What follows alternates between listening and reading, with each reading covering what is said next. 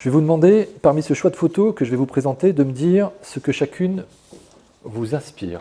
C'est un très très grand, ça m'inspire que cette photo a fait le tour du monde. Elle m'inspire aujourd'hui. Ça m'inspire que, que les très grands, ils restent. Il est tellement grand, ce Harold Lloyd, que les gens le prennent pour Buster Keaton, qui a fait une très grande carrière. Hein. Mais Harold Lloyd, le pauvre, il n'a pas eu de chance parce qu'il est arrivé en même temps que Charlie Chaplin. Et on l'a beaucoup comparé à Chaplin, qui était un monstre. Mais regardez les films d'Harold Lloyd, ils sont incroyables. Le mec est ouf. Et on a ce petit point en commun que j'aime bien. Il est handicapé. Il bouge pas la main droite. Et il l'a dit à personne. Et le truc qui est ouf, c'est qu'il l'a jamais dit à personne. Enfin, en tout cas, il l'a caché toute sa carrière, tu vois. Il avait une fausse main en plastique et puis il a fait des gags physiques absolument dingues, sans jamais s'apitoyer sur son sort. Et voilà, c'est un exemple, quoi. C'est un exemple humain et artistique de ouf. À la 1 ou plutôt à la 2, vous allez camper un dictateur, donc avec Kev Adams, un dictateur sans pitié face à lui. Je te fais une confidence, c'est Léon qui m'a poussé à faire ce film. Il m'a laissé aucune alternative. Il m'a dit, tu peux pas ne pas faire un film avec le meilleur comique du monde. J'ai dit, c'est qui le meilleur comique du monde? Il m'a dit, mais c'est Kev Adams. Et là, j'ai pris le scénario, il a vu qu'il y avait le scénario sur mon bureau, il m'a plus lâché. Et je dois avouer que j'ai pris un vrai kiff et que j'ai bien fait d'écouter mon fils parce que ce Kev Adams, il a des ressources incroyables, il est vraiment... je comprends pourquoi mon fils le kiffe à ce point.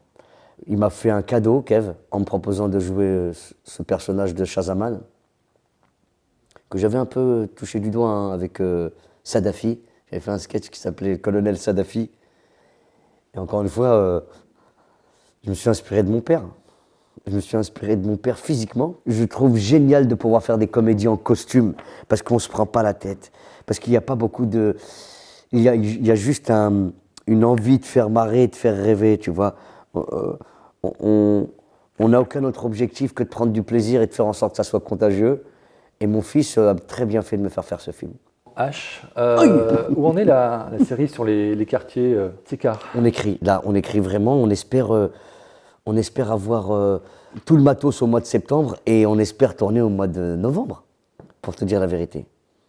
C'est vraiment dans la tuyauterie là. Tchekar. Alors c'est pas H, hein, c'est pas une sitcom, hein. Enfin bien que. Mais c'est plus un truc à la...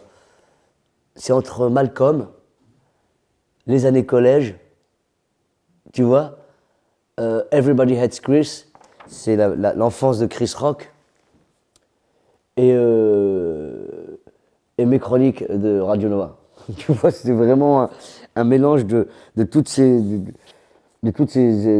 influences et surtout on raconte notre enfance. On raconte notre histoire, on raconte notre banlieue et on espère que ça sera évidemment drôle, touchant, mais que ça soit aussi une espèce d'étude sociologique marrante sur nos quartiers pour mieux saisir certaines nuances. Ça, cette prétention. Oi! Ah ouais, là. Je crois qu'il y a toujours une photo de lui dans votre loge. Le boss, toujours. Mohamed Ali. C'est des inspirations, tu vois, tu prends... Ouais, c'est vrai, c'est des vraies inspirations, que ce soit Harold Lloyd ou Mohamed Ali, c'est des vrais gens, quoi. C'est des gens qui... Alors, tu vois, j'ai pas été chercher n'importe qui, c'est des gens qui ont changé le monde. Il a changé le monde, lui.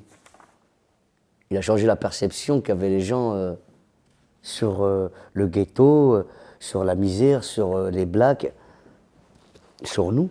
Je vais terminer par un exemple, et cette photo. Oi, le boss. Il y a une émission sur M6 que vous avez portée, que vous avez présentée en fin d'année dernière. On sent que vous avez envie de vous engager encore plus. Ouais, enfin m'engager encore plus. M'engager comme on l'a toujours fait, tu vois. Je l'ai rencontré. Extrêmement touchant, comme vous pouvez l'imaginer. Extrêmement vénère. Ce qui m'a le plus frappé, c'est qu'il était vénère, quoi, tu vois. À son âge, il était encore très, très véhément, il était en colère, quoi. Garder cette colère, c'est une preuve c'est une grande preuve d'intelligence et d'humanité, tu vois. Il est plus là, lui, pour qu'on l'entende, Sœur Emmanuel non plus, mais leur combat continue et on n'a pas d'autre alternative que de les aider, tu vois.